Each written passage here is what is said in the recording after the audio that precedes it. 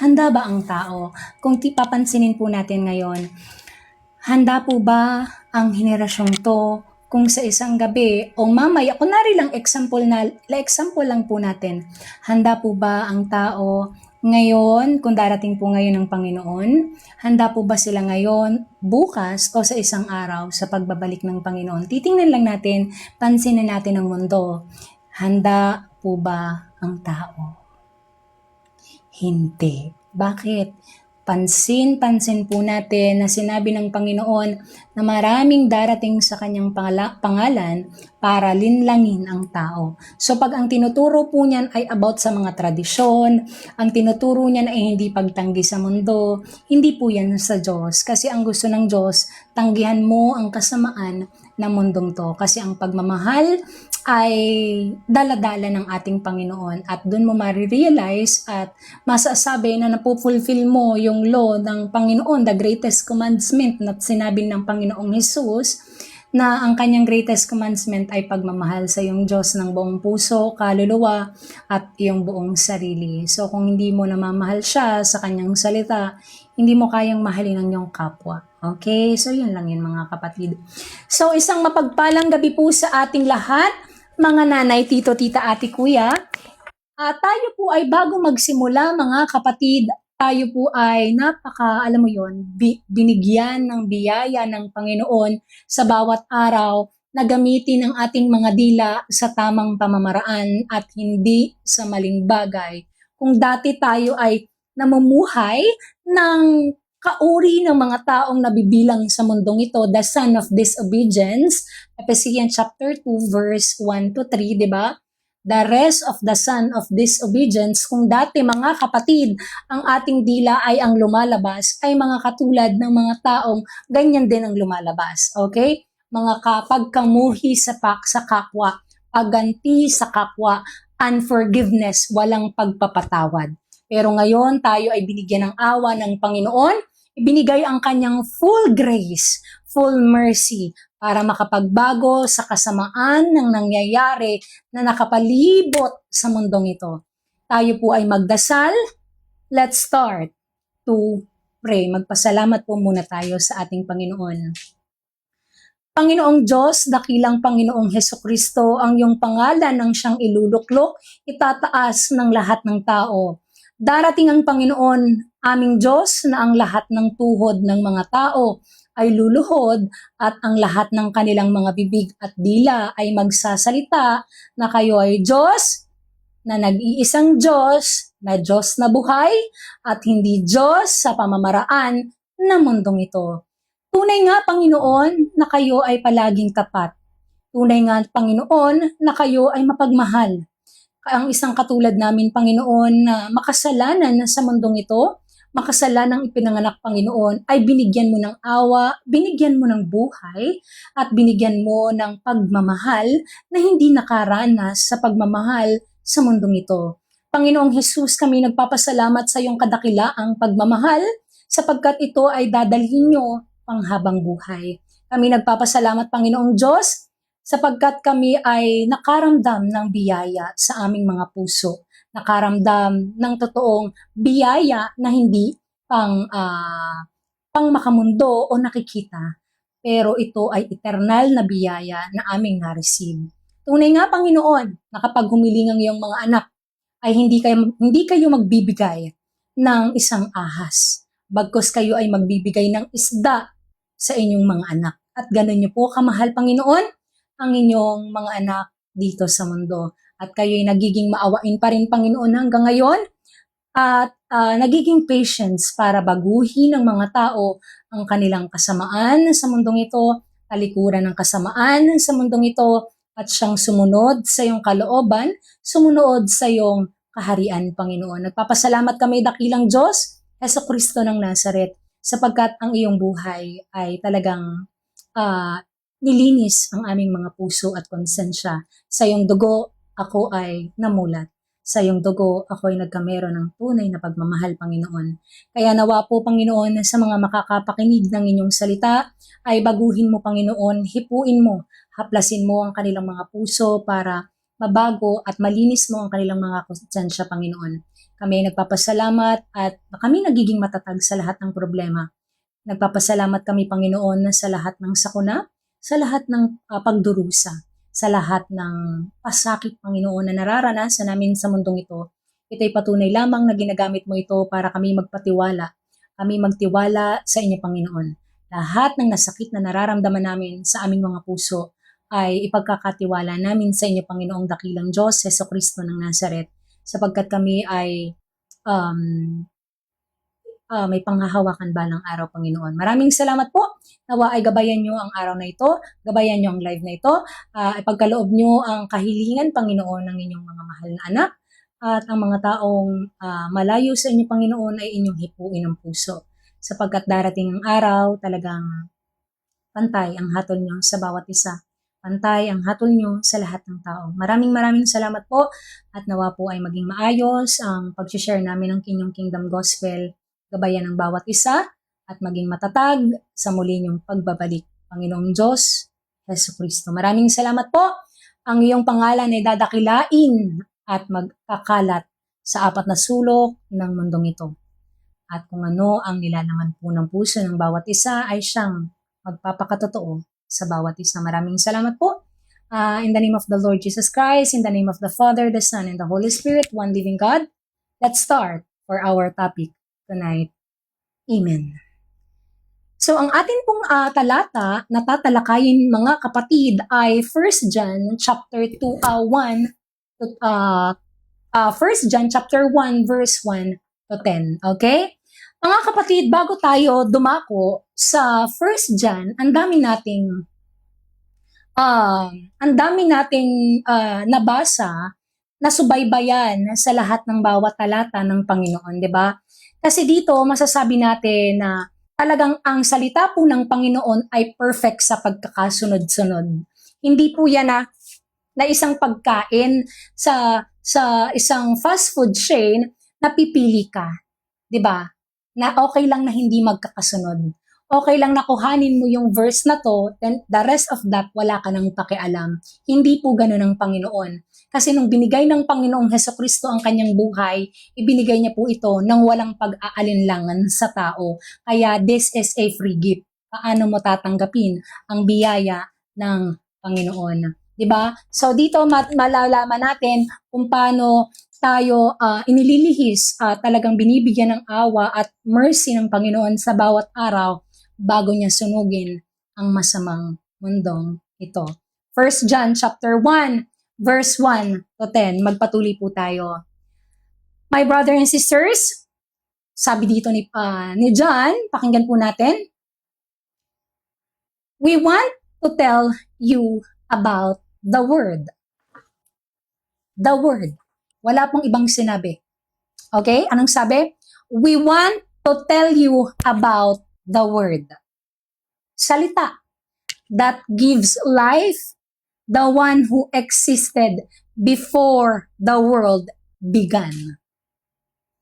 Hindi ka isang magche-cherry picking. Okay?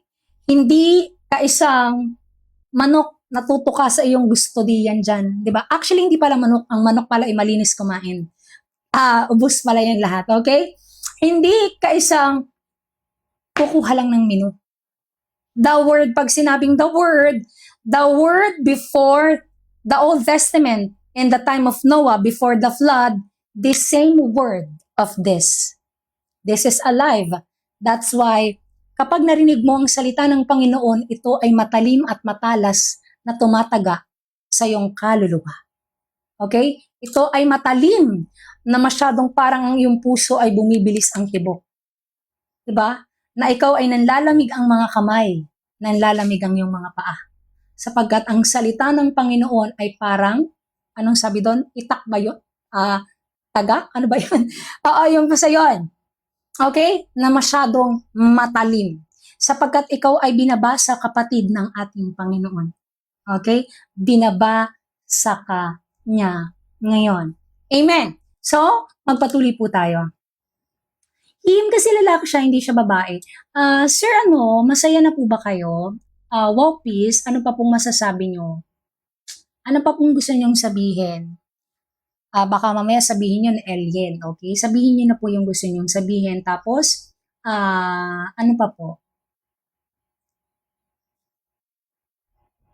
Para matapos ang gusto nyong sabihin.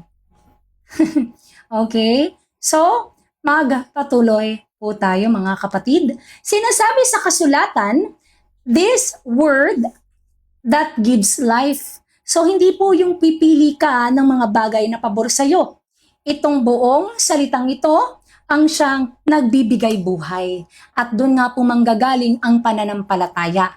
Pakikinig ng pakikinig. Pasalamat tayo mamping sa Panginoong Hesus. Napakabuti niya. Siya lahat ang gumagawa. Okay? Pakikinig ng salita ng Panginoon. Romans chapter 10, verse 17. Pakikinig sa salita. So, doon po manggagaling ang pananampalataya. So, the more na naririnig mo ang salita ng Panginoon, ito ang nagbibigay buhay. 'Di ba? Ito ang nagbibigay buhay sa bawat tao. Kaya nga ang daming galit sa kung ano, sasabihin mo yung katotohanan. Amen. Kasi natatamaan kung paano sila mamuhay. Kapag mali yung pamumuhay mo, matatamaan ka talaga sa salita ng Diyos. Sapagkat dito, binabasa ng Panginoon, 2 Corinthians, we capture the thoughts of people and give it to God. So, ibig sabihin, hindi po ito battle ng katulad ng pakikipag-away ng mga tao sa mundo. Okay? Ang pakikipag-away ng mga tao ay kitang-kita nyo kung paano sila makipag-awayan. Pero ang ginagawa namin ay hindi katulad ng mga taong yan. The way we walk in this evil world, we captured your thoughts and give it to God. Binabasa ng Panginoon ngayon ang puso at isipan. Kung ang puso ng taong yan ay kaya niyang mabago at ipagpatuloy sa kanyang kalooban. Pero kapag ang puso niyan, ang isipan niyan ay malayo, Revelation chapter 3, di ba? Sinabi doon, I am the Lord who search the mind of people. Maniwala ka sa hindi, binabasa ka ng Diyos ngayon. Magpatuloy po tayo. This is the one who have heard and seen our own eyes. Meron kang peace, di ba? Kung ano yung nararamdaman mo, ito siya mismo. Nagkatawang tao. Yung salitang nagkatawang tao. Okay? Ma'am, it's Pam. Kaya mo bang turo? Ma'am, it's Pam. Ikaw po yung gusto mong magturo kasi parang confused ka po. Ma'am Pam, makikinig po kami. Hey, it's Pam. Kaya niyo pong magturo? Kami po yung makikinig po. Baka po gusto niyo lang. Kayo po yung pagtuturoin po. Kasi parang confused kayo sa binabasa namin. Andyan ka pa ba, Pam? Kaya mo? Pwede ka pong mag-up, kapatid. Guys, huwag niyong ibabash ha pag in-up. Mahalin natin, huwag niyong ibabash. Kasi ganun ang gusto ng Panginoon. Kasi pagmamahal. So, try lang natin kung kaya ni Ma'am Pam. Kasi parang confused siya. Sabihan niyo lang po. Guys, kung confused kayo, sabihan niyo, i-up kayong pagtuturuan namin dito. Ito na yun, di ba? Kung ayaw niyong makinig, pwede po kayong lumabas. Okay? Ang tigas kasi ng puso niyo. Sinasabihan kayo ng Panginoon. Di ba? Sinasabihan kayo ng Diyos. Ang tigas-tigas ng puso niyo, pinagbabago kayo ng Panginoon, 'di ba? O, tamo. Pag sinabihan, labas agad ng life, natatakot. Ayun na yun, guys. Mga kapatid, rumispeto kayo ng kapwa para makilala niyo ang Panginoon.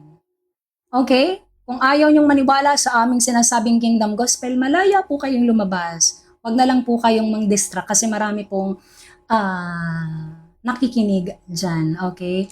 What does the Bible say about salvation? Salvation comes from the Lord. Ang salvation ay hindi nawawala, pero ikaw na tao na lumalayo sa kalooban niya, yes, mawawala ka. Okay? Ang salvation ay hindi nawawala kasi finulfill yan ng Panginoong Jesucristo. Pero yung ginagawa mo, paano ka mamuhay? 'Di ba?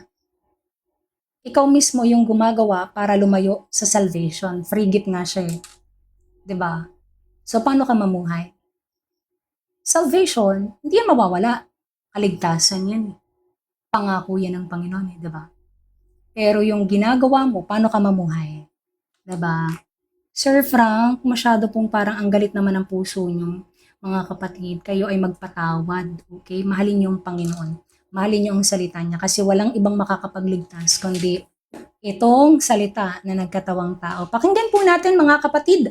Magpatuloy na po tayo. Guys, please, huwag kayong makikipag-away. Please, wag. Mahalin niyo sila. Kung pinapersecute kayo, okay lang yan. Take the pain, okay? Take the pain. So, magpatuloy po tayo. This is the one who have heard and seen with our own eyes. We saw what he did and our hands touched him. Ito yun. Nakita natin kung anong ginawa niya. Nabasa natin, narinig natin kung ano yung kaloob niya. Diba?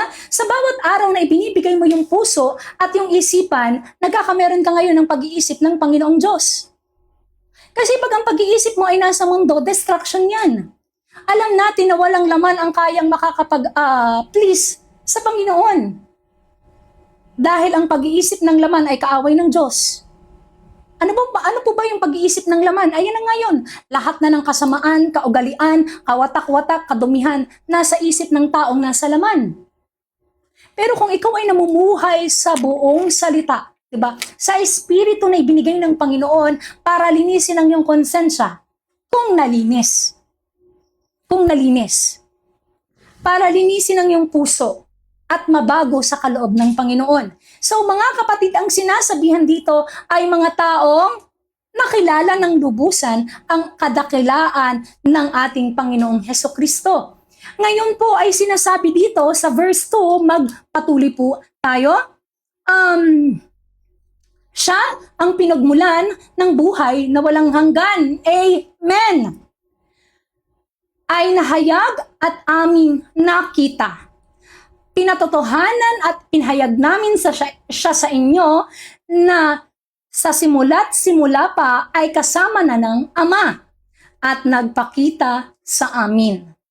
Ipinapahayag namin sa inyo ang nakita at narinig namin upang maging kaisa namin kayo sa Ama at sa Kanyang Anak na si Hesukristo. Ang taong hindi nalaman kung ano yung kaharian ng Panginoon, ang taong hindi nakapag-seek, nakapag-knock, and hindi na ibigay ng Panginoon, hindi malalaman ang kalooban ng Diyos. Ngayon, tinatalakay dito, naging kaisa kayo sa amin pamula nung napatotohanan, nahanap ninyo. Diba? Dito nyo marirealize na ang katotohanan ng buhay ay wala sa tradisyon ng mga religious na tao. Kasi yan nga ang gumawa o yan nga ang namarsikot sa kanya before. Ang katotohanan ng salita ay kaharian na daladala niya, bit niya, nung siya ay pinanganak sa mundong to. Kaya nga niya kinausap si Nicodemus nung siya ay naparito sa mundo. Lumapit si Nicodemus noon sa kanya. John chapter 3. Paano ako makakapasok sa iyong kaharian? Kingdom of God. Ano ang sabi ng Panginoon? Truly I say to you, you cannot seek the kingdom of God. Anong sabi doon? Until you are born again, you cannot seek the kingdom of God. Diba? A person who was born into the flesh, what is inside of their mind is a flesh. Ang taong ipinanganak sa laman, ang pagnanasa ay nasa laman. Ganyan ang mga tao. Siyasatin nyo ang mga taong nagsasabing merong Jesus, siyasatin nyo sila. Discernment. Tingnan nyo kung paano sila mamuhay. Paano sila magsalita? Paano sila, the way they action? Diyan nyo makikilala ang bunga nila na wala silang Diyos. Kasi they are not totally born again. Ang born again ay pinanganak saan? Nabaptismo saan? Sa tubig at espiritu. Ang tubig po na sinasabi dito ay hindi tubig na ilulublob ka.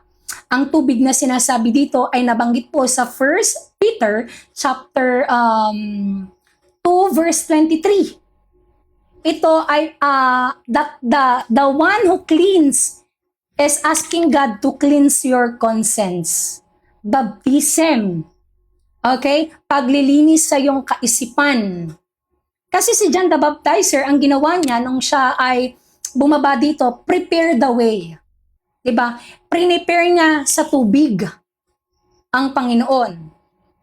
But sinabi ni John the Baptizer, hindi dyan matatapos ang lahat. But the one who comes after me, hindi matatapos sa ginawa ko. Kasi hindi ako ang tagapagligtas. Hindi siya ang Misaya. Ako lang yung mag-prepare. So, kailangang linisin ng ano? He will baptize you in the Spirit and fire. Lilinisin niya ang iyong konsensya. Lilinisin niya ang iyong isip. Aalisin niya ang dumi at matigas mong puso para sa kaloob niya. At paano po mangyayari yon? Pakikinig ng pakikinig sa kanyang salita. Pakinggan po natin.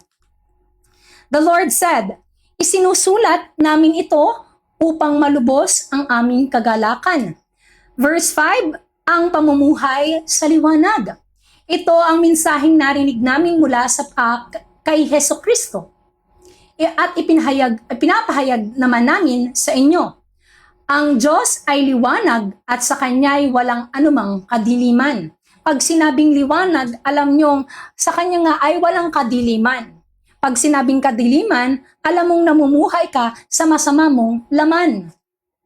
Okay? You cannot say that you have Christ and that walking in this world sa masamang mundong ito. Sa destruction ng mundong ito, ito ang kadiliman. Dito nagsimula ang kasalanan. Dito nagsimula ang rebellion ng tao. So alam natin na ito ay kadilimang magpapabagsak sa lahat ng tao na nang kitang-kita natin na nangyayari na ngayon. Ang liwanag ay salita ng Panginoon nung siya ay bumaba dito. Ang liwanag ay siyang salita ng Panginoon na ibinigay sa atin. Okay? Ngayon, malalaman mong ikaw ay nasa liwanag kapag tumatanggi ka sa kasamaan ng mundong ito. Wait lang po, nahuhulog yung phone ko. Now, sinasabi sa atin mga kapatid, verse 6. 1 John chapter 1 verse 6, kung sinasabi nating may pakikiisa tayo sa Kanya, ngunit namumuhay naman tayo sa kadiliman, nagsisinungaling tayo at hindi namumuhay ng ayon sa katotohanan. Yan ang sinasabing Pariseyo. Mapagkunwaring mga Pariseyo na walang ibang ginawa kundi saktan ang Panginoon. Sinasabi po at malinaw sa kasulatan mga kapatid, kung sinasabi mo na ikaw ay may pakikiisa sa Panginoong Hesukristo, pero nagdanasa ka sa kadiliman ng mundong ito, kalaswaan, kababuyan, kawatak-watak, lahat ng karumihan, lahat ng hatred, unforgiveness, lahat ng kasamaan. Okay? Kung namumuhay ka ng ganyan, kapatid, wala kang dapat ipagmalaki kasi ang iyong buong sarili ay masusunog lamang. Okay? Kasi sinabi nga po, ang pananampalataya ay sa pakikinig ng buong salita. Hindi ka isang o-order ng one-piece chicken. Okay? Tapos yung iba dyan, ayaw mo na. Hindi po ganun ang salita ng Diyos. Kaya tayo sinasabihan dito, nagsisinungaling tayo kung sinasabi niyong nakikiisa kayo sa Kanya at namumuhay kayo sa kadiliman ng mundong ito. Okay? Pito, meron ka po bang meron ka po bang Bible ngayon? Kung meron po, pwede pong kayo na lang yung magbasa kasi may binabasa pa po kami. Okay? Kung kayo po ay may Bible ngayon, Pito, basahin niyo po kung kayo po ay may Bible. Sa mga, doon sa isa, guys, nade-distract kasi, okay? Basahin niyo. Magbasa kayo araw-araw. Okay? Amen. So, magpatuloy po tayo. Verse 7, ngunit, kung namumuhay tayo sa liwanag, tulad ng Diyos na nasa liwanag, may pagkakaisa tayo at nalilinis tayo sa dugo ni Jesus, na Kanyang anak sa lahat ng kasalanan. So sa madali pong salita, lokohin mo na ang iyong sarili. God is cannot be mocked. Diba? God cannot be mocked, mga kapatid. Okay? kung anong yung tinanim siyang yung aanihin. Kasi sinasabi po, at malinaw na malinaw, tayo ay nasa mga huling araw na tingnan nyo ang tao. Galit sa salita ng Diyos. Tingnan nyo ang mga religious na tao, yung mga religious from 2,000 years, di ba? Na misunderstood or na misinterpret nila ang Panginoon. Hindi nila alam na Diyos na Hesukristo na Messiah na ang kaharap nila until they crucified. And after that, saka lang sila naniwala that Jesus is Messiah after nang ginawa nila. So anong mangyayari sa kanila, 'di ba? So hindi natin alam kung after nang ginawa nila is nagbago sila. Kita niyo ang henerasyong to. Ganun pa rin. Sinasabi mo na yung kalooban ng Diyos, sinasabi mo na yung kagustuhan para pamumuhay, puro gossip, slander, abuser, accuser, lahat na ng kasamaan. Religious pa yan.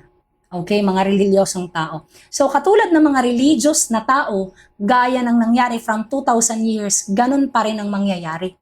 Okay, ganun pa rin yung mangyayari ngayon. Okay, Acts 2:38. Actually, binasa mo ba yung Acts 2:1 to 38? 'Di ba? Binasa mo ba bago ka ang dali-dali ng verse na 'yun eh. 'Di ba? Baptize them in the name of the Father, the Son, and the Holy Spirit. Ang dali-dali ng verse na 'yan. O 'di ba? Ang daming pwedeng maniwala. So after noon, anong gusto mong mangyari? Basahin mo muna kung ano yung taas. Tumatalon ka na anamoy ikay palaka. 'Di ba? Nasa 38 ka agad. Pag ba ikaw ay magbibilang, daig kang magbilang ng bata. Yes, 'di ba? Daig kang magbilang ng bata. Ang bata pag magbibilang magsisimula sa 1. Ikaw nasa 38 ka kaagad. 'Di ba? Daig na daig ka ng bata. Amen? So pag magsisimula ng salita ng Diyos, saan magsisimula? 1. Kaya nyo niloloko ang mga tao at even yourself. 'Di ba? Naniniwala ka sa wala kang panghahawakan. Then pag daharap mo sa Panginoon sa Judgment Day, nangangatog-ngatog ka, natatakot ka. Bakit? Alam mong guilty ka. Pero ang taong alam ang kalooban ng Diyos, kayang humarap ng walang takot sa Panginoon, sapagkat ang puso nila ay walang tinatago sa Kanya bago siya dumating. Amen? Amen. 'Di ba?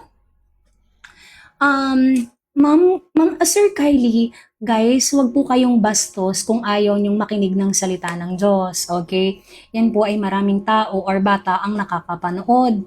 Kayo ay mahahatulan, lalo niyo lang dinadadagdagan ng kasalanan niyo sa Panginoon. Alam niyo, maraming bata pong nanonood dyan, marami pong follower ang Panginoong bata dyan, tapos magsasalita kayo ng ganyan. Dinadagdagan niyo lamang yung galit ng Panginoon sa inyo. Sir John Ross, isang mapagpalang gabi po. So, magsimula po muli tayo.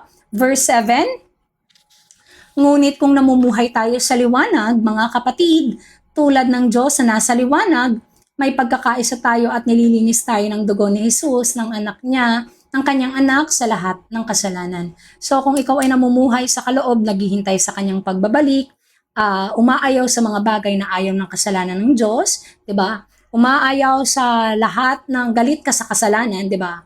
Dapat ikaw ay kaimahe ng Panginoon, dapat galit ka sa sin. Hindi mo minamahal ang sin kasi nakakatakot yan kapag minamahal mo ang kasalanan. So dito mga kapatid, sinasabihan tayo, verse 8, basta bunga makikilala nyo ang mga taong walang Diyos, okay? Yung mga namumute na yan na yon mga Pariseo. Tingnan nyo, yung mga namumute na yan, i-view nyo ang kanilang profile. Tingnan nyo ang mga sinishare o repost nila or bio nila. Ang nakalagay dyan, God is so love. Di ka na nahiya. Sinong Diyos mo?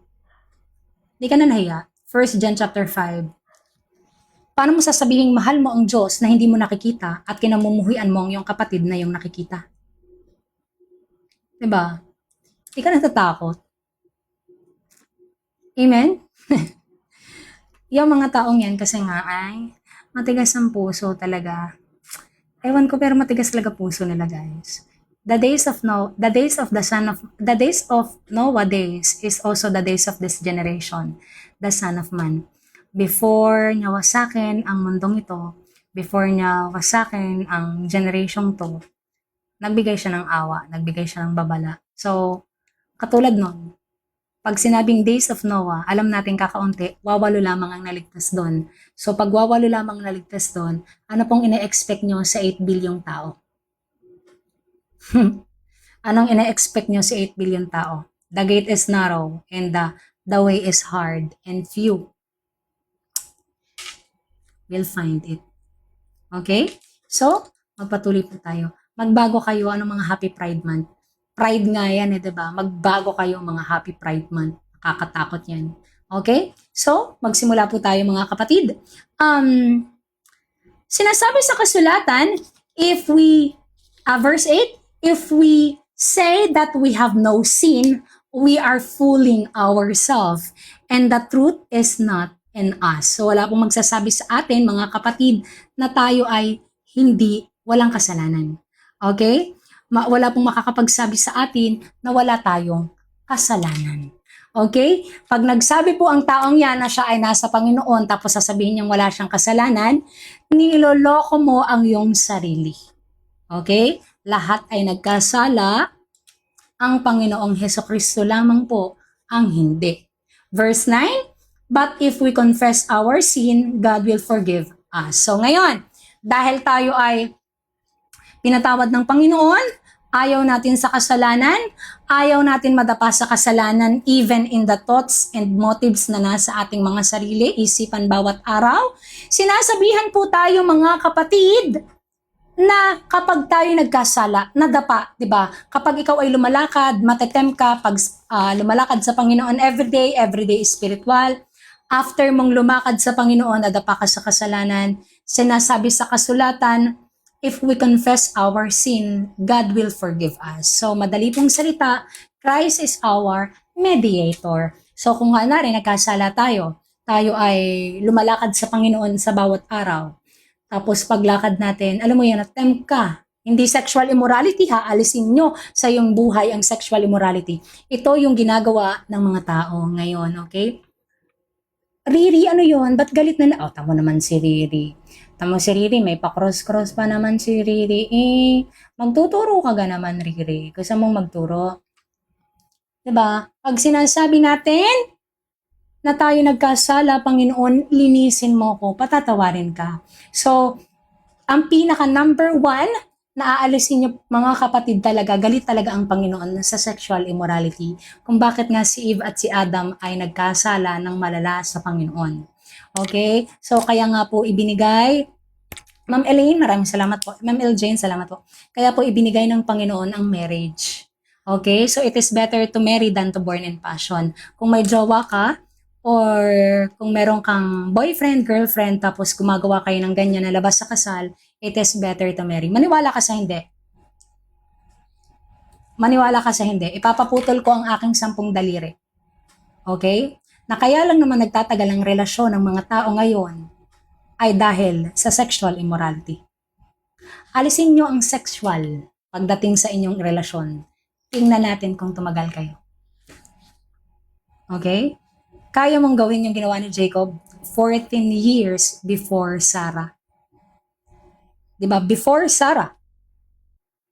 14 years niyang, alam mo yon, nagtrabaho sa ama. Sarah ba? Sorry, hindi Sarah. Sorry, hindi si Sarah. Si, anong tag dito? Rachel. Amen. Rachel. Amen? Kaya lang naman tumatagal. Mismong salita na ang Panginoon nagsasabi, this is the wicked and adulterous generation.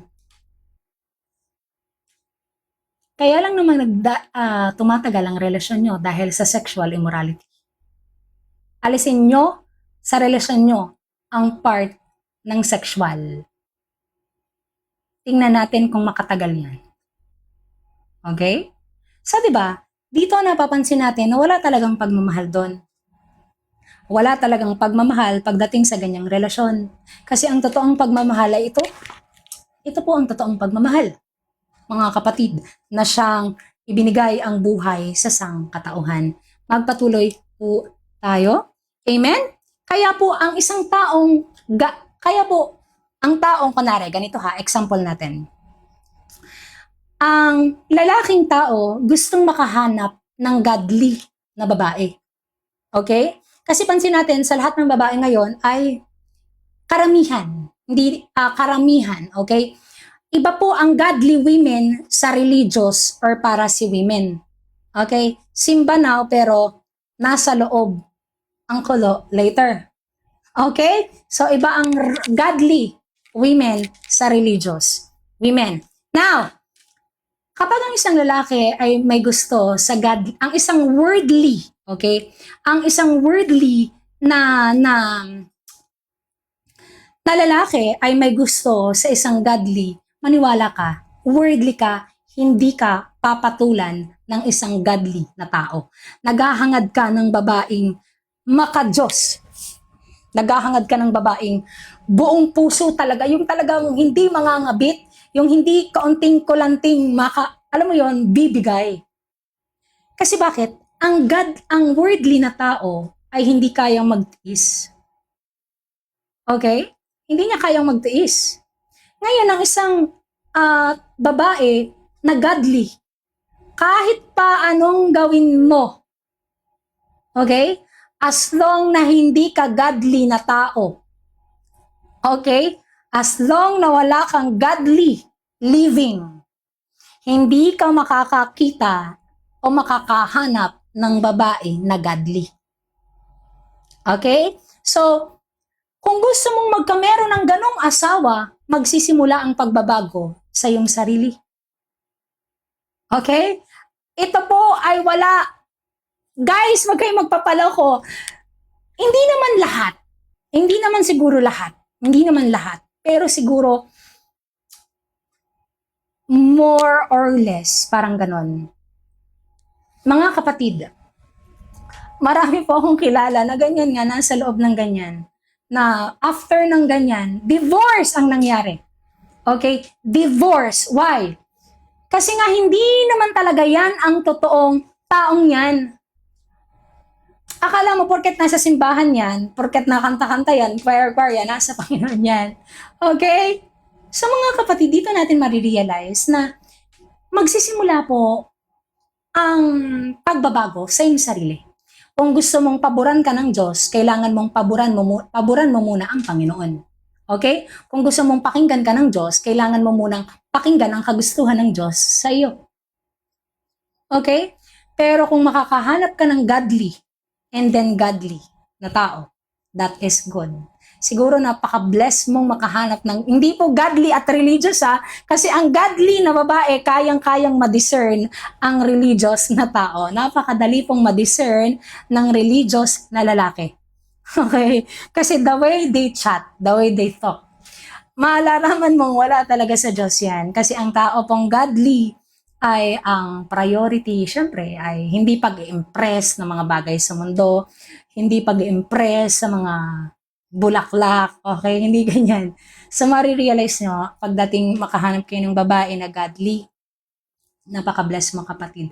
Kasi, pero sinabihan din kasi tayo sa 1 Corinthians chapter 7 na the time is at the hand. Wala nang oras nga. Kasi nga, ang mga tao nga ay hindi na godly. ang mga tao ay pariseyo. Diba? Ang mga tao ay pariseyo ng mga kapatid. So, alam mo yon. Huwag na kayo mag-asawa guys kasi mabilis na to. Mabilis na to mga kapatid kasi hindi na sila godly Pharisee. Pharisee sila, they are the modern Pharisee. Okay? So magpatuloy po tayo. Hindi po mismong salita po ng Panginoon ang nanghuhusga sa inyo kung natatamaan po kayo. Okay? So mga kapatid, sinasabi po sa kasulatan, tayo ay wait lang, natutumba naman yung aking guys. Wait lang po ha. Natutumba yung aking, wait lang. Natutumba po yung aking, wait lang Yan. So, sinasabi po sa kasulatan, verse 9, He will make us clean from all the wrong things we have done. He will make us clean from all the wrong things we have done. So, mga kapatid, wala pong magsasabing after nyong nasa Panginoon, hindi na kayo nagkakasala. Wala pong magsasabi ng ganun ha. Tayo ay nagkakasala, tayo ay makasalanan. Pero pag sinabi ng, kinonfess mo sa Panginoon na ikaw ay mali, ikaw ay nagkasala, ikaw ay patawarin, yun po ay mabuti. Pero kung sasabihin mo na ikaw ay nasa Panginoon na, new born again ka na, ikaw ay nabago na, pero wala kang kasalanan, hindi ikaw ay sinungaling. You are fooling yourself. Amen. So sinasabi po dito, verse 10, if we say that we have not seen, we are saying that God is a liar and that we don't accept His true teaching. Sino ang nagsasabing hindi na sila nagkakasala? Sino ang nagsasabing hindi na sila nagkakasala? Mga kapatid. Sir Mark, pwedeng basahin mo po sa amin yung James chapter 1 verse 22, pero sisimulan mo sa simula. Okay? Pwedeng umap ka, then basahin mo sa amin. Simulan mo sa simula. Para maganda, para marinig natin kung ano yung tinutukoy doon. I-elaborate mo sa amin, ipapaunawa mo sa amin, then makikinig kami. Yan yung Pariseo. Mahilig sa mga quoting. Dati ba kayong naglalaro sa dati ba kayong magpa-factory? Nagtatrabaho sa factory. Mahilig sa mga sugar, quoting. Okay? So, magpatuloy po tayo. Verse 10. Tagalogin natin. Kung sinasabi nating wala tayong kasalanan, ginagawa nating sinungaling ang Diyos at wala sa atin ang kanyang salita. Okay? Nadadapa tayo sa kasalanan. Nasa sinful world po tayo. Ito ay grace. So, pag nadapa sa kasalanan, bangon. Bangon. Huwag tatalikod. Focus only one way. Okay? Pag sinabing focus only one way, diretso ang tingin. Okay, diretso ang tingin sa Panginoon.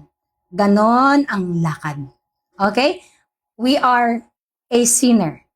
Ako, nagkakasala ako. Minsan, hindi mo alam magkakasala ka sa thoughts. Di ba? May papasok sa isipan mo na kung anong kabastusan. Di ba? So, doon pa lang, walang makakapagsabi sa atin na hindi tayo nagkakasala. Kasi even in our thoughts, nagkakasala tayo. Yung may papasok dyan na madumi, na imagination, ini-imagine mo yung babaeng nakita mo. Diba? Nagkakasala tayo dyan. At ito yung super duper na actually masyadong nabigyan talaga ang tao ng freedom. Maniwala kayo. Nakakatakot talaga yung free will. Akala ko dati ang nakakatakot ay actually nakakatakot ang wisdom talaga pagdating sa salita. But nakakatakot din po ang free will. Okay, dahil ayaw mga sa kalooban ng Diyos or ma-pride ka, dyan na nga yun, yung pumapasok yung mga imagination, yung nag-iisip ka ng mga as a lying, as sin, lahat po ng ayaw ng Diyos ay kasalanan. Amen? Hello po, ang standard mo sa eschatology. Ma'am Honey, wala po akong alam talaga pagdating sa mga aral ng mundo. Espiritu po talaga ang nagbigay ng karunungan. Okay? So alam naman po natin, pag sinabing espiritu, alam po natin sa mundong to ay wala talagang spirit talaga, di ba? Malalaman mo yung buong kahulugan, buong salita ng Diyos sa salita ng Panginoon. Kung mababasa niyo sa Ezekiel, may binanggit doon ng Panginoon kay Ezekiel na ang totoong prophet or prophetess, ano ba ang tawag doon? Yung sa babae, prophetis ay mga taong mismong nakilala, nagpakilala ang Diyos. So yan po yun, prophetis. Okay, Ma'am Bricky, maraming salamat po. Prophetis. So yan po yun. Ibig sabihin, kung ang espiritu talaga sa iyo ng Diyos ay nasa iyo, ikaw mismo yung hahanap. Yun na yung sinasabi sa atin. Kung babasahin niyo sa Ezekiel, anong verse nga yung guys? Yung nagpakita kay Ezekiel, ang Panginoon na tapos sinabi doon ng Diyos na the true prophet or prophetess ng Panginoon, that is the one who seek or the one God who revealed to him, to her. Yun po talaga yun. Talagang nakilala nila. Walang ibang taong nagturo talaga sa kanila. Okay? Kaya mga kapatid, kung bakit lagi tayong sinasabihan ng Diyos, seek the kingdom of God first. Seek the kingdom of God first. Kasi kitang-kita nga natin na ang wisdom ng mundo ay kamangmangan na sa Panginoon. Ang wisdom ng mundo ay kamangmangan na sa kanyang paningin. Kung gusto mong magkamero ng wisdom sa kanya, kailangan mong maging mangmang sa kanya. Yung pag sinabing mangmang sa kanya, yung talagang halos siya ang buhay mo. Siya ang buhay mo. Hinahanap mo talagang babagsak ka palagi sa kanya, hindi sa ibang tao. Ganon.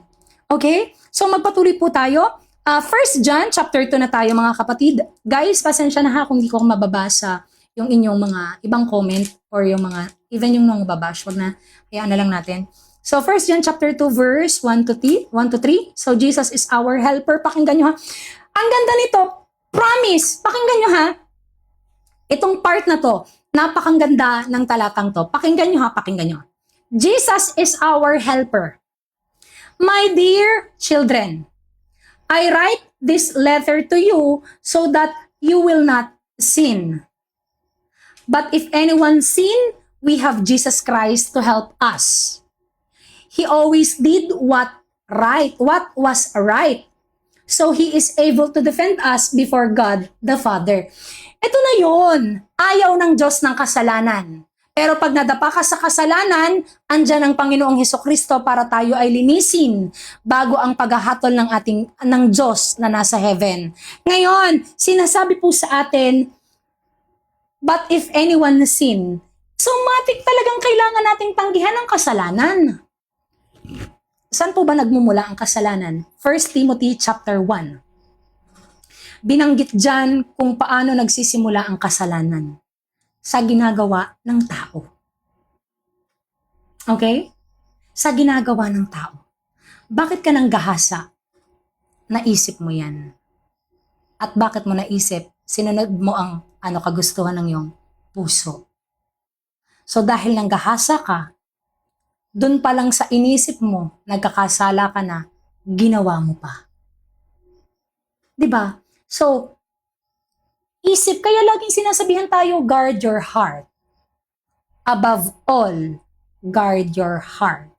Kasi kapag hindi mo binantayan ang puso mong deceitful, magko-comment ka kung saan-saan, mang-aaway ka kung saan-saan, magbibigay ka ng payo kahit hindi mo napapakinggan yung kabila.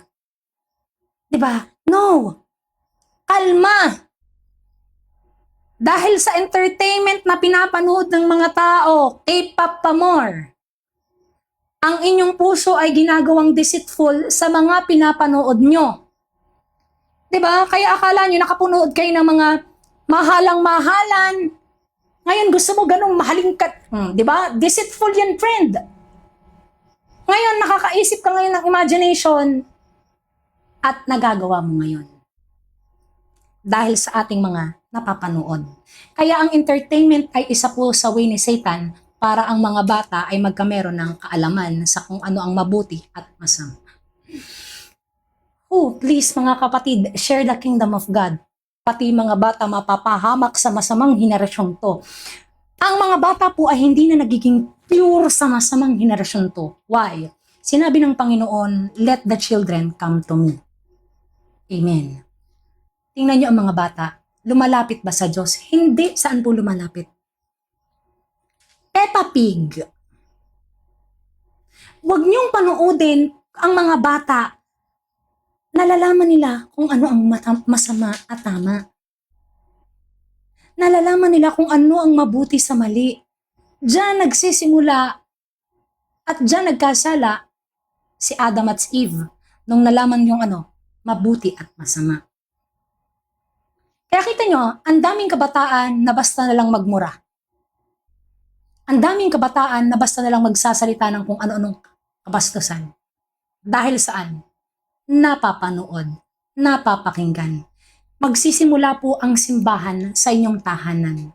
Please, kung meron po kayong mga bata na may mga 5 taong gulang, dyan magagaling ang mga batang to, itong mga ganitong edad. Mga batang nakakaunawa na ng, alam mo yon, please, okay?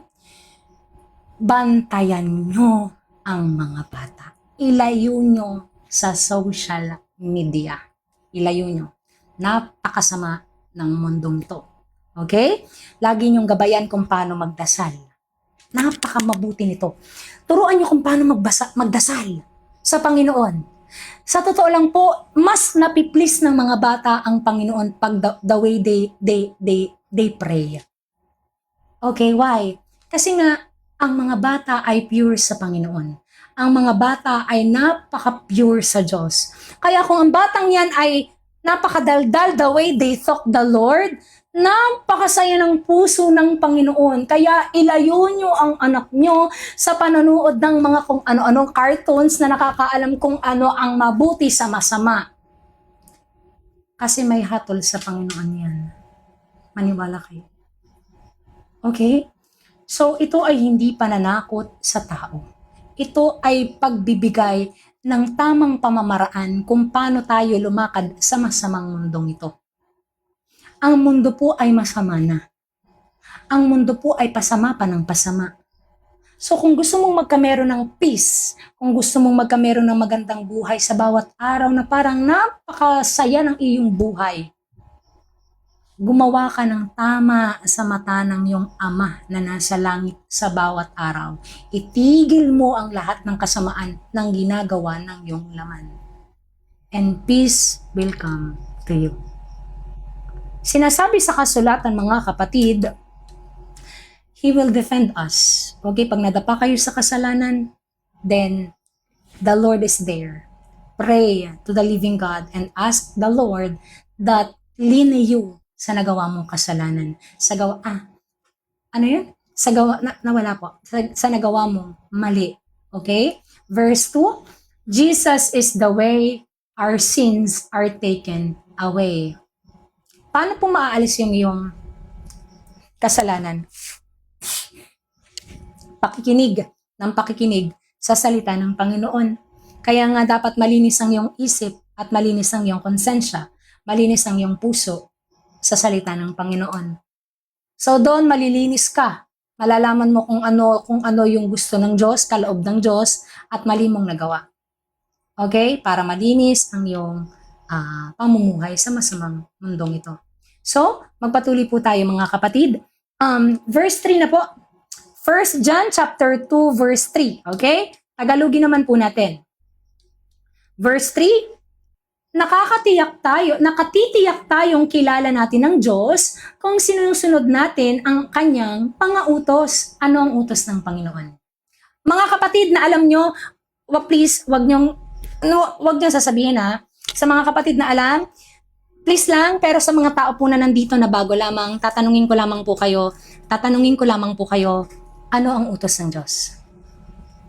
Na sinabi niya sa disciple at sinasabi niya sa lahat ng tao na susunod. Please lang, sa mga nakakaalam, please keep quiet. Ano ang utos ng Panginoon? Na sinabi sa disciple at sinasabi sa ating susunod sa Kanya.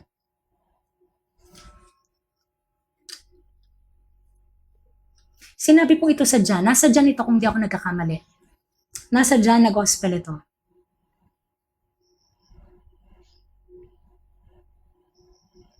Nasa John na gospel po ito. Ano ang utos ng Diyos? Ito na, di ba? Mga kapatid, makinig lang kayo sa bawat araw. Huwag na kayong mambash. Para nga tayo, lahat tayo ay lumalago, di ba? Para lahat tayo ay lumalago. Huwag na kayong mambash. Diba? Diba?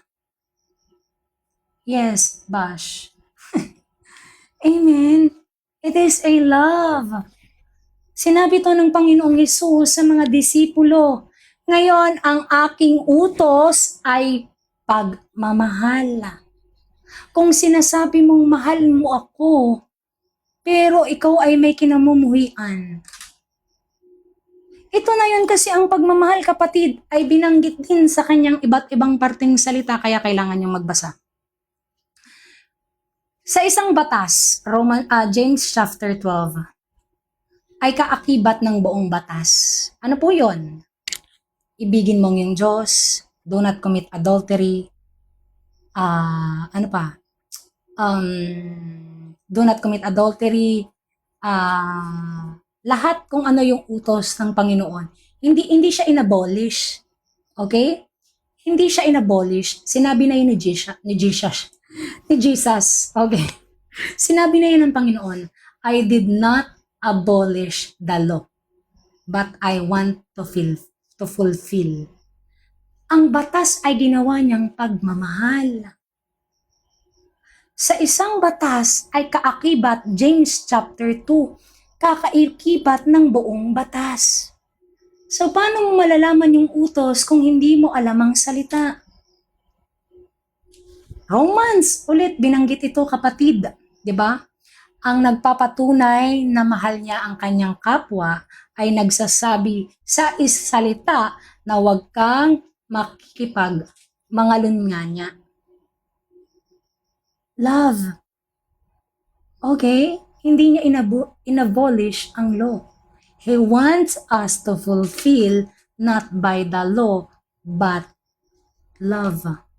Law of Christ. Kaya nga kung mapapanood nyo, di ba? Sinabi doon, Jesus, if you do not stop, anong sabi doon? If you do not stop telling that it commanded you in the law of Moses. Ano ang sabi ni Jesus? I am the law of Moses.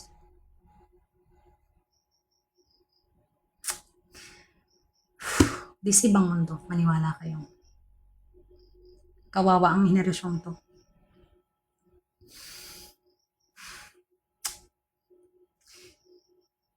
Awa ang kailangan ng tao. Hanapin niyo yung Panginoon, mga kapatid. Kasi everyday niyong hanapin. At pag everyday niyong hinanap, kailangan ng puso mo ay tapat sa Kanya, totoo sa Kanya. Kasi nga ang mundo ay sobrang sama na. Paano po ba i-deny ang self? Ano po ba ang gusto niyong gawin sa mundo? Gusto niyong yumaman? Alisin mo yan. Lahat ng pride sa sarili mo, aalisin mo. Lahat ng ayaw ng Diyos, na ayaw niya na nasa salita, aalisin mo. That is denying yourself. Sinabi ng Panginoon, you cannot love the man. So, wag mong mahalin, makontento ka. Diba? So, mga kapatid, please, magpasakay na. Wala kayong ganito ako wala akong nauunawaan dati.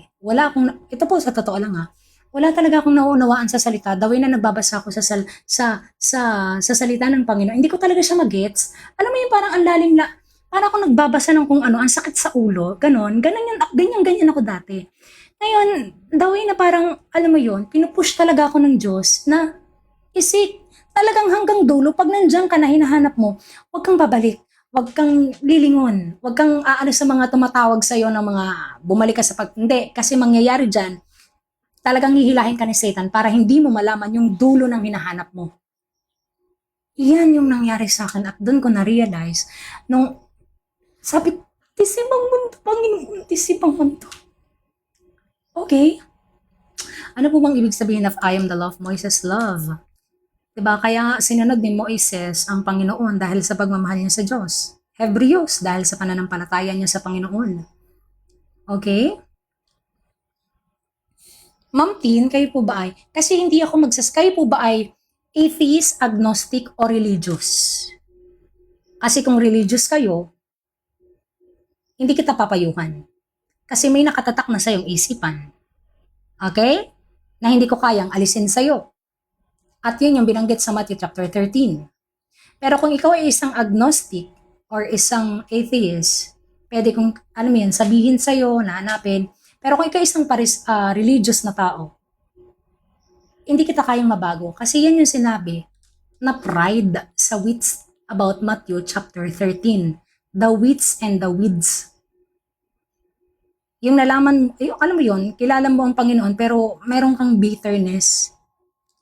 Yung parang ganun. Amen. Magpatuloy tayo mga kapatid. Talagang masama po ang mundo kaya kailangan niyong tumalikod sa kasamaan ng mundong ito. Okay? Nagtatanong lang naman po siya, siya di pwedeng baguhin po. Alin po yun? Sinagot ko lang naman po yung tanong niya. Kasi ang hirap naman po kasi Sinagot ko yung tanong niya, di ba? Kaya nga, it's ever na mas magandang sagutin ko rin na, kayo po ba ay isang religious? Kasi kung religious kayo, yan ang paniniwalaan mo talaga. Hindi, alam mo yan, hindi mo malalaman kung ano yung parable ng Panginoon about kingdom of God. So, hindi mo malalaman yung kingdom. So, mananatili sa yung ang lahat ng salita ng Panginoon ay istorya. Ang lahat ng salita, ang kabuuan ng salita ng Panginoon ay hindi mananatili sa iyo. Yung sinasabi ng Panginoon, meron silang mga tenga pero hindi sila makarinig. Meron silang mga mata pero hindi sila makakita. So, pag ikaw isang reliyosong tao, kasi ako religious na tao rin ako pero nabago ako ng Panginoon. Pinalambot ko ang puso ko. Pinalambot ng Panginoon ang puso ko. Tinulungan ko ang puso ko para hanapin siya. Yun ang kailangan ng tao. Hanapin ang, yes, may veil. Oo, amen. Ma'am Jane, may veil yung inyong mga mata, kaya hindi nyo maunawaan o makita yung nakikita namin. Okay? May veil po. Amen. So magpatuloy tayo mga kapatid. Anong verse na tayo?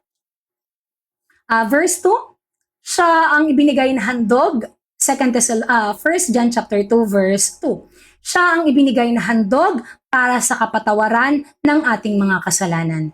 At hindi lang sa mga kasalanan natin, kundi pati na rin sa kasalanan ng, kita mo, kasalanan ng mundo. Pag-ibig pong sa kasalanan ng mundo, mga kapatid, kaya po tayo humihinga sa bawat araw, hindi natin alam, bawat pamula bata nung huminga tayo, talagang biyaya, mercy ng Panginoon ang binigay. Naging waiting siya na mag-fulfill ang lahat ng ito. Kita nyo ha? Sa sobrang, kung bakit tayo nakakaranas ng mga ganitong pagkain, kung bakit tayo nakakaranas ng mga ganitong naiinom dahil sa kanyang pagmamahal sa mundo. Kita mo ha? Kasi nung bumaba yung Panginoon, sa time ni na John, 'di ba? Ni na John, ni na Magdalene, ang time na yon, 2,000 years ay puno ng mga iba't ibang even these days. Punong-puno ng mga ibang legion, 'di ba? Iba't ibang demonyo. Even these days, 'di ba? Ngayon, kung bakit tayo humihinga sa bawat araw? This is because of the grace. Dahil sa awa ng Panginoon sa tao. Kaya sabi nga ng Panginoon na kung bakit gusto niya tayong maging perfect gaya ng kanyang pagmamahal, dahil pinakikitaan niya ng awa ang mga taong masamang tao at mga mabuting tao. Kaya nga maraming nagsasabi na, kine-question na, kung totoo ang Diyos mo, bakit yan ang gahasa? Bakit yan ang ganyan? Sinabi na ng Panginoon, pinasisikatan niya ng araw, binibigyan niya ng biyaya ang mga taong masama at ang mga taong mabuti. Kita mo kung gaano kamahal ng Panginoon? Ang lahat ng tao? So, sino ako para humusga sa taong nanggahasang yan kung ako ay makasalanan? Diba? Dito iisipin natin mga kapatid, kung nanggahasa yan, magpapatawad ka, ang tao hindi kayang magpatawad. Tingnan nyo. Ang tao hindi po kaya, ang sakit ng ulo ko. Ang mga tao hindi nagpapatawad, kahit pa sabihin mong nagpatawad ka, pero pag nakikita mo yung taong yan parang nanggagalaiti ka, para ka laging nagagalit, para ka laging gigil, walang pagpapatawad yan kasi mismong puso mo ang nagsasabi na hindi mo siya pinatawad. Sinabi na ng Diyos sa mundong to, mata sa mata, ngipin sa ngipin. Pero sa akin, sinabi ng Panginoong Hesukristo, pag sinampal ka sa kaliwa, iharap mo ang kanan. Ano bang ibig sabihin nun? Maging martyr ka sa Kanya. Pagsalitaan ka ng kung ano-anong masama, get it. Huwag mong patulan. Yun ang sinasabi ng Panginoon. Mahirap para sa iba ang magpatawad at mostly, diba, mga taong nagsisimba pa. Ito ang masakit. Sa totoo lang po ha, akala ata ng mga taong religious na tao, mas malaki ang hatol ng mga atheists. No. Mas malaki ang hatol ng religious. Why? Naniniwala ka sa Diyos, hindi ka nagbabago. Ang atheist walang kinikilalang Diyos. So baka kaawaan pa yan ng Panginoon. Ikaw naniniwala, alam mo ang kanyang kaloob, alam mo ang kanyang salita, alam mo yung dapat mong gawin, hindi mo ginagawa. Nagkakasala ka. Led by feelings. James chapter 4, anong sabi doon? Ang sinumang tao na alam ang mabuti pero hindi ginawa, ay siya ay nagkakasala. Ano bang sabi? Ang sinumang tao ang alam ang mabuti, pero hindi ginawa. Siya ay nagkakasala. Mga kapatid, alam natin na ayaw yan ng Diyos. Wag. Iba po ang nagkakasala sa pinipilit ayaw madapa. Okay? Iba po ang nagkakasala. Yes, James 4:7.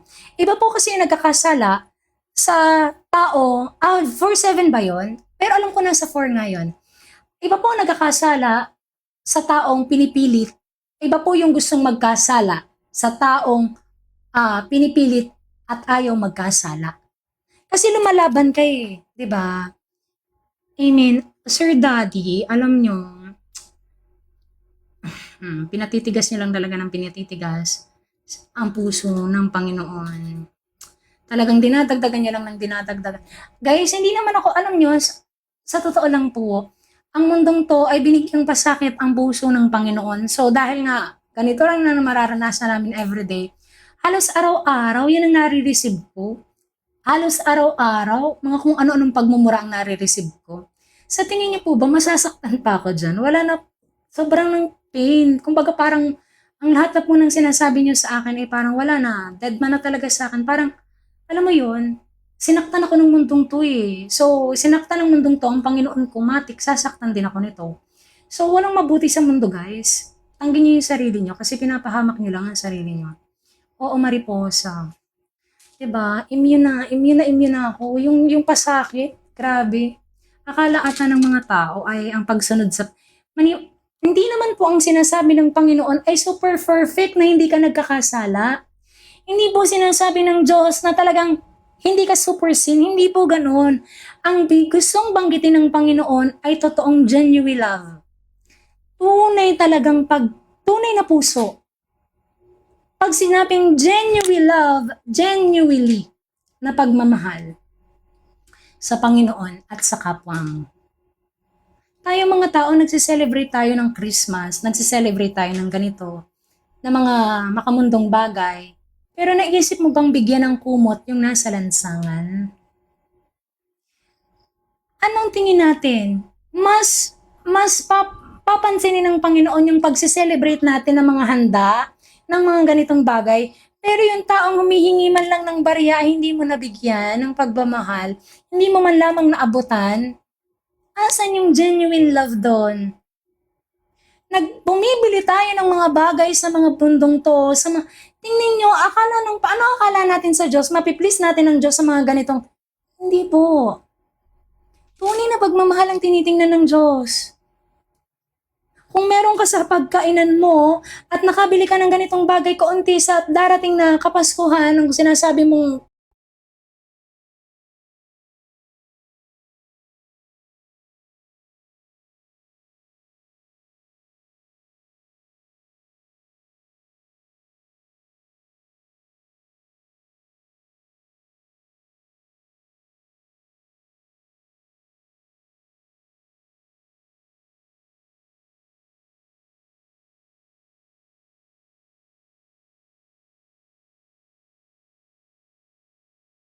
Diyos. Amen. Jesus is the reason for that. Sa alin po? Yes, diba? Yun na nga. Wala, kitang-kita natin na ang henerasyong to ay talagang maglalaho. Pero ni isang salita ng Panginoon ay hindi maglalaho. Totoo po yan. Totoo yan. Maniwala kayo. So magpatuloy na po tayo. Natin ang Diyos kung sinusunod natin ang kanyang mga utos. Ang nagsasabing nakikilala niya ang Diyos, ngunit hindi naman sumusunod sa kanyang mga utos ay sinungaling at wala sa kanyang katotohanan. Ngunit ang sino mang sumusunod sa salita ng Diyos, salita, ito na nga yan guys, salita B, ito na yun. Pag sinabing salita, hindi yung kukuha ka ng ito lang ang gusto mo, and the rest of that, ayaw mo na. Wala pong salita doon, kapatid. Pag sinabi pong salita, ang sakit ng puso ko, Panginoon, kaawaan mo kami. Ito siya. Ito. Sinabi nga ni John sa Revelation, anong Revelation to? Take this, honey. Revelation ano yon? Yung sinabi yon, akin ang bibig mo. At ipapakain ko sa iyo itong salita.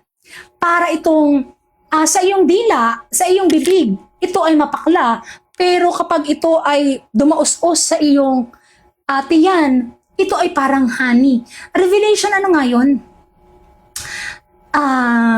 Anong 7? Revelation 7? Anong verse nga yun, guys? Revelation 7 or 8? Diba? Ito ang salita. Ito ay mapakla o mapait sa iyong bibig. Kung matitikman mo. Diba? Sino bang tao ang pag narinig ang buong salita ng Diyos? Yan na nga yung mga Pariseyo ay nagugulat na, hindi ha, ako ay saved na ha, ako ay ganun na. Diba? Ito na yung nangyayari, mga kapatid. Take this! Mapait ito sa una, pero pag niluya mo at nilunok mo, ito ay parang honey. Diba? Amen. Kaya mga kapatid, tayo ay sinasabihan, ngunit, how can you say that you are saved until who shall endure till the end? Kung sino ang maghihintay sa muling pagbabalik. Hindi ko pwedeng save na ako tapos babalik pa rin ako sa makamundong pagnanasa ko. Kapatid, ang binigay ng Panginoon ay biyaya na talagang tatanggapin ng tao for what is good. Ngayon, pag tinanggap mo na ang salita o ang kaloob ng Panginoon, diyan magsisimula ang laban. Kaya nga, kingdom against kingdom. Matthew 24. Diyan magsisimula ang totoong seryosong laban ng buhay. Spiritual kasi nalalaman mo na ang kaloob. Then the more nalalaman mo ang kaloob, the more na nalalaman mo na tinetempt ka. The more na nalalaman mong natinetem ka, alam mong nagkakasala ka. And the more na alam mong nagkakasala ka, alam mong kamatayan ang kabayaran ng kasalanan. Now, tayo ay pinalalakad ng Panginoon ng ano?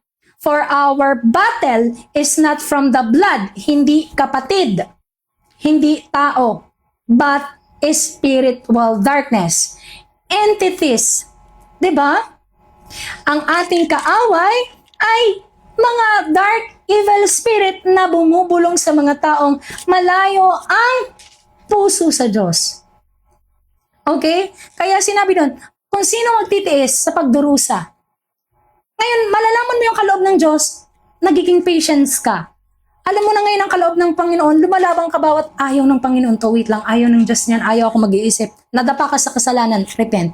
Laban uli, pasok, laban. Ganun po. Kaya mamamatay kang martir. Patay sa Panginoon. Ganon ang tunay na paglakad sa kaloob ng Diyos. Hindi yung kukuha ka ng pabor sa yung verse at dinedma mo na yung kasunod na verse. Di ba? Hindi yung kukuha ka ng unang verse. Katulad nga sa Ephesians chapter 2, 8, 9. Because the grace, diba, by your faith, you are saved. Diba? Sinabi doon, by your faith, you are saved through grace, not your works. Ay, hindi mo binasa yung chapter 1, Ephesians chapter 2, verse 1 to 7, bago ka pumunta ng 8 to 9. Sino ang tinatalakay doon? Sino ang saved doon? Yung mga taong tumanggi sa mundo. Diba? Yung mga taong tumanggi sa kasamaan ng mundo.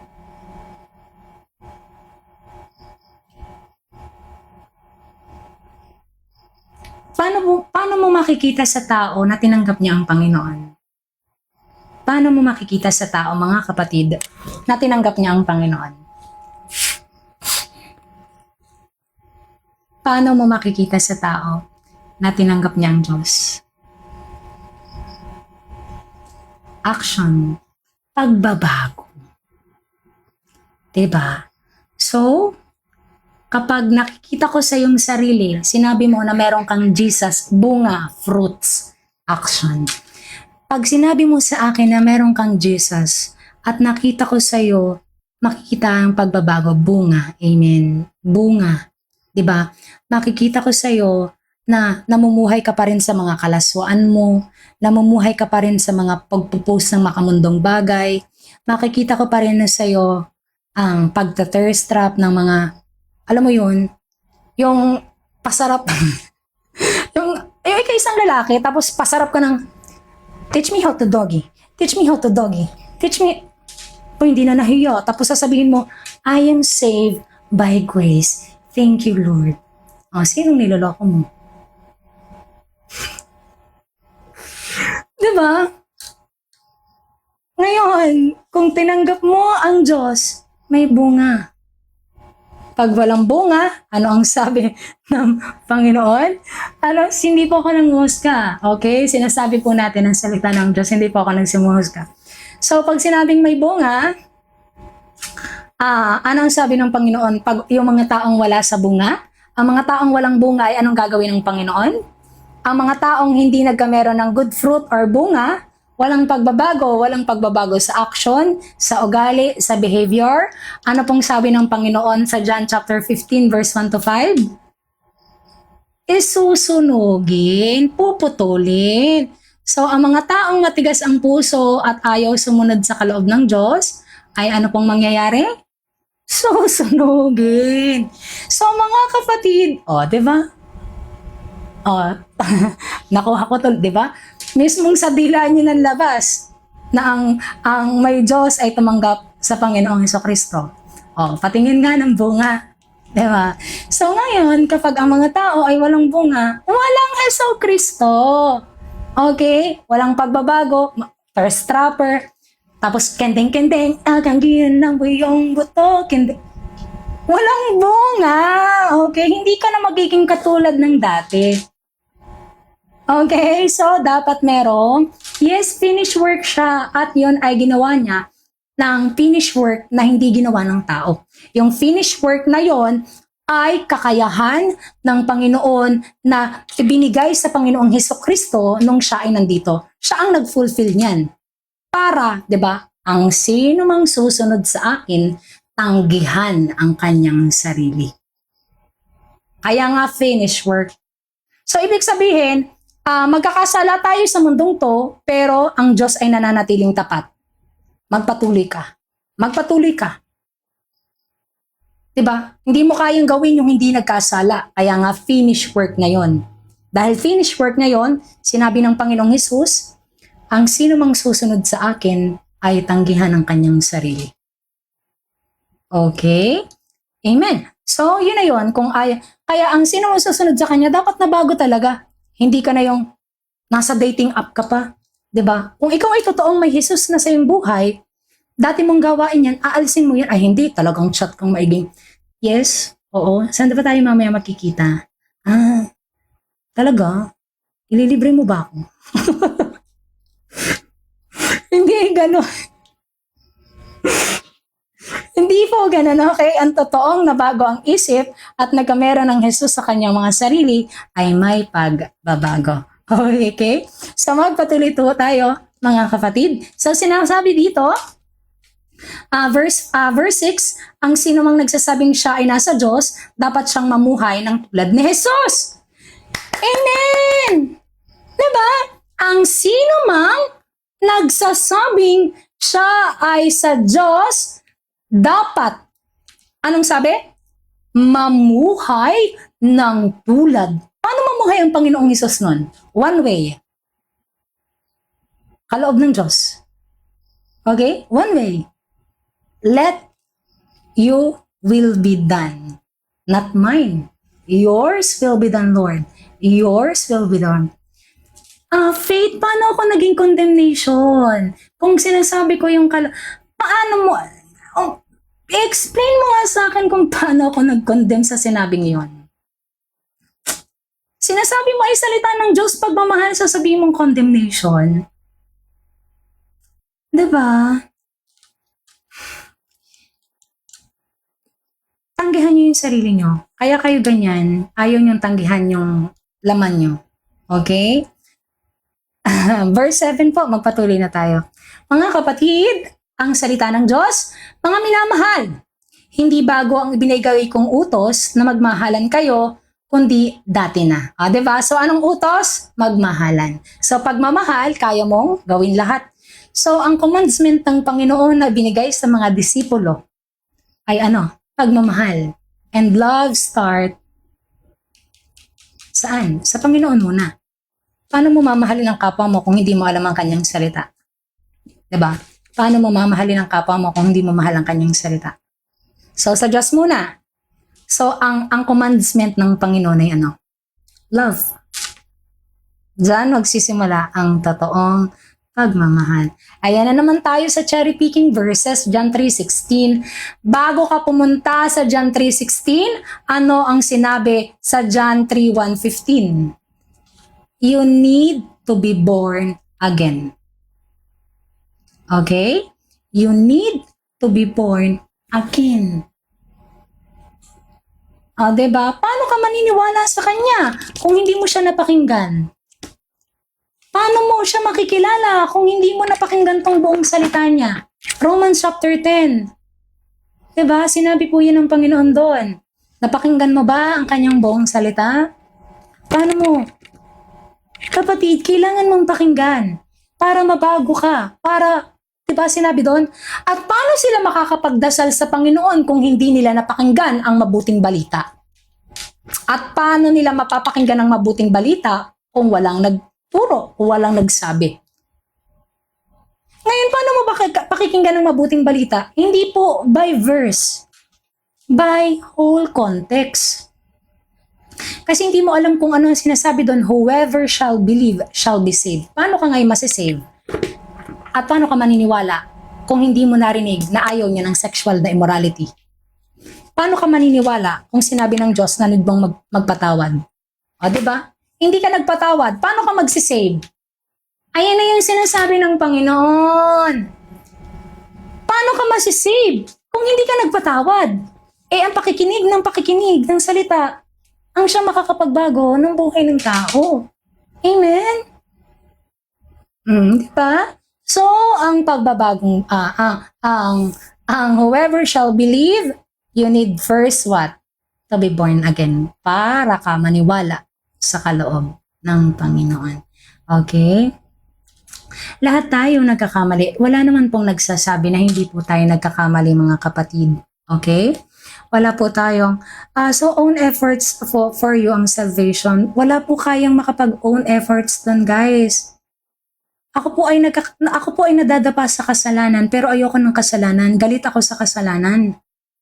Ako po ay nagbagong buhay. Dati po akong sexual immorality na tao. Dati akong gossiper. Dati akong hindi nagpapatawad. Ngayon nagpatawad ako. Inalis ko yung ayaw ng Diyos sa aking buhay. Binago ng Panginoon ang aking isip at puso. Hindi sa aking kakayahan, kundi sa grace at awa ng Panginoon. So, paano magiging efforts mo yun? Diba? Paano mo naging efforts yun? Kung totoong may Diyos ka, kung totoong mahal mo siya. Save ka na po ba kung ako ay mananatiling tapat sa Panginoon hanggang dulo sa kanyang pagbabalik? Gaya ng mga tao na tinawag niya noon.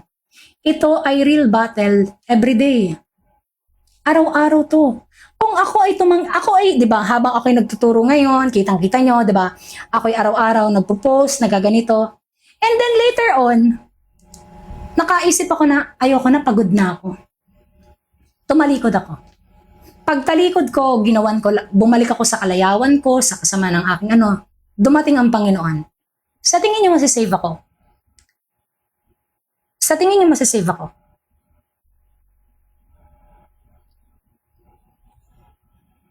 Hindi. Why? Basahin niyo yung about 10 virgins. Matthew 25, the parable of the 10 virgins. 5 is foolish, and 5 is wise. So, ano mo yun?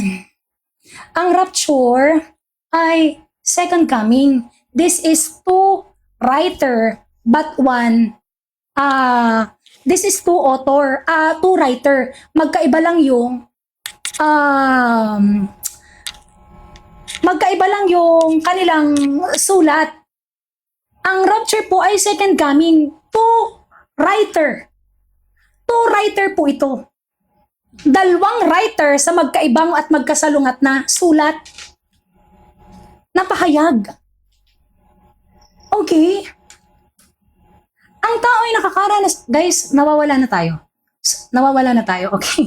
Mamaya ng entertain, magpatuloy na tayo sa ating talata. Nawawala na tayo. So, magpatuloy na tayo mga kapatid. Anong sabi dito? Verse 7, magmahalan kayo, yan yung dati na gustong ipagawa sa atin ng Panginoon, pagmamahal. Ang utos na ito ay walang iba kundi ang mensaheng narinig at tinanggap nyo mula nang sumampalataya kayo sa Panginoong Diyos. Diba? Pagmamahal. Ngayon, paano mo sasabihing mahal mo ang Panginoon kung di mo kaya magpatawad? Paano mo sasabihing mahal mo ang Diyos kung meron kang galit sa kapwa? Hindi mo narinig yung buong talata. Paano mo sasabihing sumampalataya ka kung hindi mo narinig ang mabuting balita? Diba? Eto na nga yan. Diyan na nga tayo nagkakameron ng malalang deception, guys. Bakit sa verse na yan? Kita nyo ha? Ang mautos na ito, pagmamahal, ay walang iba kundi ang mensahe na narinig at tinanggap nyo mula ng sumampalataya. Ang pananampalataya ay sa pakikinig ng buong salita. Romans chapter 10, verse 17.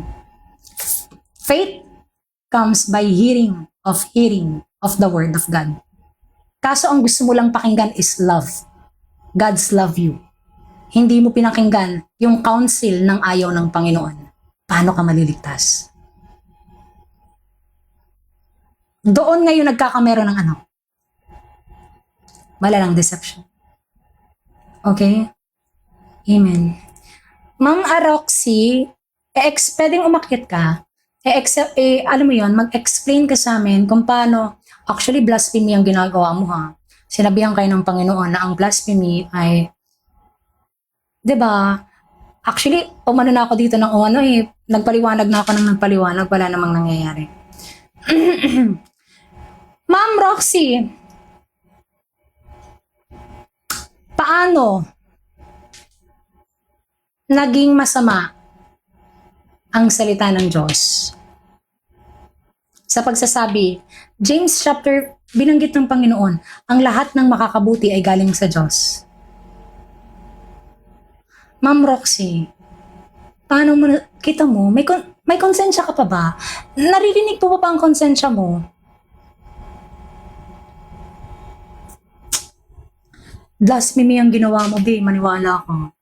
Unforgiven yan, sinasabi ko sa iyo. Sinabihan na kayo ng Panginoon. Blasphemy yan. At ang blasphemy ay unforgiven. Sinasabihan kayo palagi ng Panginoon. Kita nyo kung pinalalala nyo lang lagi ang ayaw ng Diyos. Amen? Amen. So magpatuloy po tayo mga kapatid. Anong sabi dito? Verse 8, ngunit masabi rin natin ang utos na ito'y bago dahil lumilipas na ang kadiliman at nagliliwanag na ang tunay na ilaw. 'Di ba? Nalalantad na ang darkness. Amen? Nalalantad na ang kasamaan ng mundong to. Nalalaman na natin kung ano yung kaloob ng Diyos. Nalalaman na natin ang pagmamahal ng Panginoon. Ngayon, nagkakameron na ng tunay na liwanag sa mga puso natin na tumanggi sa kasamaan ng mundong ito. Amen? Ngayon, tingnan nyo ha. Lumilipas na ang kadiliman at nagliliwanag na ang tunay na ilaw at ang katotohanan ay nakita sa buhay na ni Kristo at maging sa inyo. Kailangang may pagbabago. Guys, wala na po akong magagawa sa mga ayaw magbago. Okay? Your heart decide for what is it. So the Lord said, until the word of God fulfilled, what carry or purpose of your heart, that is your judgment. Okay? Kung ano ang daladala mo, ano ang carry mo, yan ang purpose sa iyong buhay.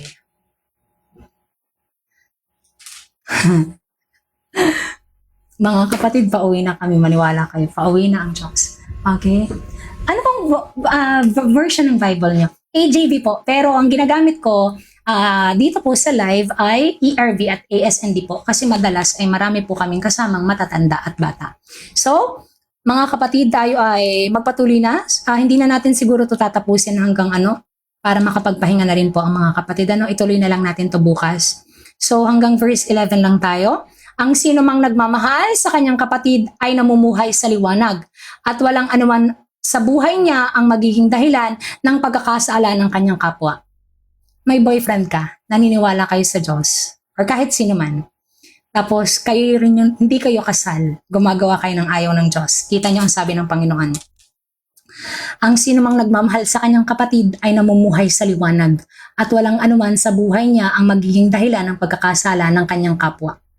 Kung naniniwala ka sa Panginoon, tapos sasabihin mong meron kang, yun nga, may jowa kayo, mag-jowa kayo, tapos gumagawa kayo ng sexual na ayaw ng Panginoon, ng labas sa kasal. Hindi yan Diyos. Ang Diyos mo yan yung laman na Romans chapter 3. Okay? So, ang mga taong nagsasabing may Diyos, tapos ikaw ang dahilan ng kapatid mong nagkasala, ng jowa mo, nagkasala kayo.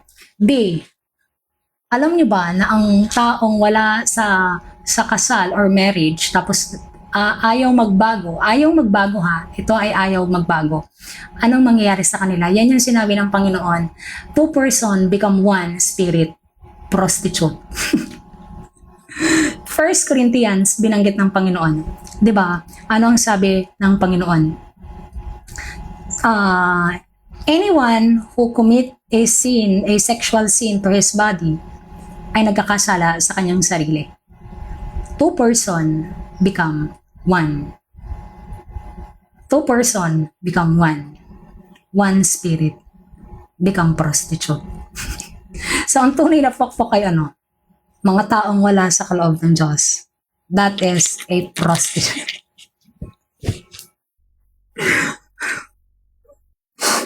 Repent. Okay, so magpatuloy tayo. Ang sino mang napupuot sa kanyang kapatid ay nasa kadaliman. Kinamumuhian mo ako?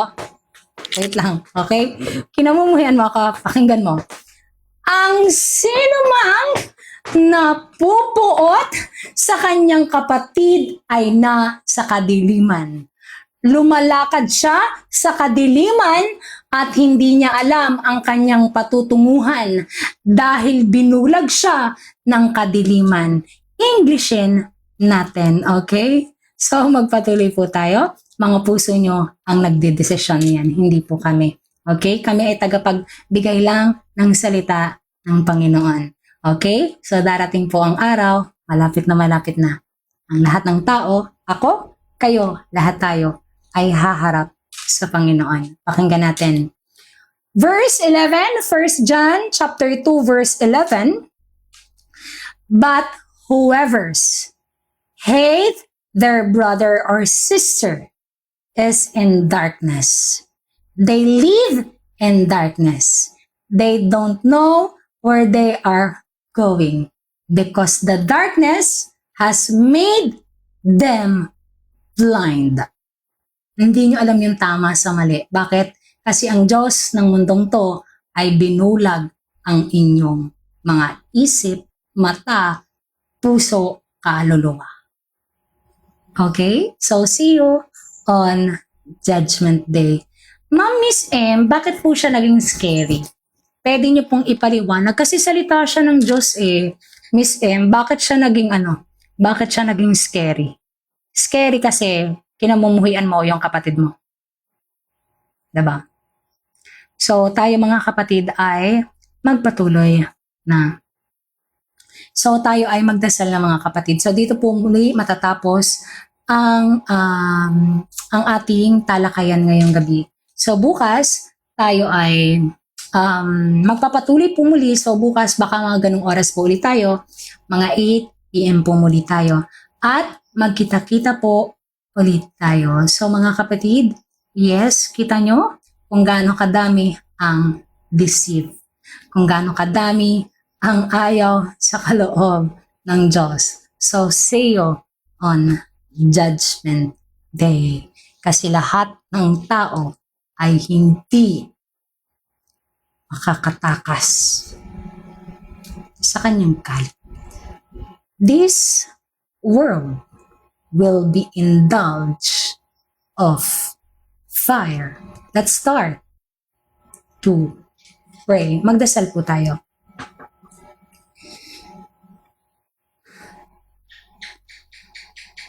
Panginoong Hesus, dakilang Diyos, maraming salamat po sa araw na ito. Kami Diyos ay nagagalak, kami Panginoong Hesukristo ay natutuwa sapagkat ang iyong Kingdom Gospel ay naririnig na ng mga tao. Ngayon, bawat puso ng mga tao, Panginoon, ay kilala mo. Kilala mo ang nilalaman ng isip at puso ng bawat isa. At kilala mo ang hahatulan mo, Panginoon, at kilala mo kung sino ang iyong ililigtas. Maraming salamat po sapagkat kami ay kinawaan niyo. Maraming salamat po kasi kami ay minahal niyo, Panginoon, sa masamang mundong ito. At tunay lamang po, Panginoon, na walang kahit sino ang makakagiba ng inyong kaharian. Your kingdom will never be unshaken. Panginoong Hesus, dakilang Diyos, maraming salamat po sa lahat ng sakuna, sa lahat ng persecution, sa lahat ng pagdurusa na nararanasan ko at nararanasan ng bawat kapatid na nananampalataya sa inyo. Ito ay katotohanan lamang na masama talaga ang mundong to. Ito ay katotohanan lamang na ang mundong ito ay maglalaho, pero ni isang tuldok ng inyong salita ay hindi maglalaho. Maraming salamat po, Panginoong Hesus, sapagkat kami ay binigyan niyo ng buhay, binigyan niyo ng totoong awa, at binigyan niyo ng totoong eternity, Panginoon. Nakahanda na po kami sa inyong pauling pagbabalik, at nakahanda na kami, Panginoon, sa inyong pagdating. Nawa po, Panginoon, ay gabayan niyo ang bawat isa. Pagkalob niyo ang kanilang mga biyaya at kaawaan niyo ang mundong ito, Panginoon, sapagkat hindi nila alam ang kanilang ginagawa. Panginoong Diyos, kami po ay nagpapasalamat sa mabuting pagmamahal niyo at mabuting niyong babalita na salita. Ito pong salita niyo ang siyang nagsisilbing ilaw sa aming mga paa. Ito pong salita niyo ang nagsisilbing biyaya sa aming mga isipan, puso at kaluluwa. Maraming salamat po. Hindi ko na po hahabaan, Panginoon, ang aking pagdarasal. Nawa ng mga kapatid ay makapagpahinga na po ang aming mga nanay tatay dito na nanonood sa bawat araw at ang mga kapatid po sa Panginoon na siyang nagiging matatag sa Panginoon sa paglakad. Maraming salamat po, Panginoon. Nawa po ay gabayan at pagkalob niyo ang kanilang mga pangangailangan. In the name of the Lord Jesus Christ, ang lahat ng papuri, pagpapasalamat at ang lahat ng biyaya ay laging sa inyo, Panginoon. In the name of you, Lord Jesus Christ, it's always be done. In the name of the Father, the Son, and the Holy Spirit, one living God. Amen. Maraming salamat po, mga nanay, tatay, tito, kito. Guys, sorry, masakit na po yung aking lalamunan. So, magkita-kita po tayo tomorrow. 4 p.m. po yung devotion nating mga kapatid. So, bago po tayo mag-live ng ganitong oras, ng 8 p.m., so may mga kapatid po tayong nagde-devotion. Minsan hindi siya 4, minsan nag-start na kami 4:30 or 5. Okay? Kasi minsan busy pa po yung iba. So, sa bawat araw, pwede po kayong makinig at kung kayo ay nakapag-devotion, pwede po kayong mag-share doon. Maraming salamat at isang mapagpalang gabi po sa ating lahat. Magsisilbi po ako sa Panginoon hanggang sa kanyang pagbabalik para ipahayag ang kanyang Kingdom Gospel. Sumainyo nawa ang pagmamahal at kapayapaan at ang awa ng Panginoon sa bawat araw. Maraming salamat po at isang mapagpalang gabi. Good night po at Shalom.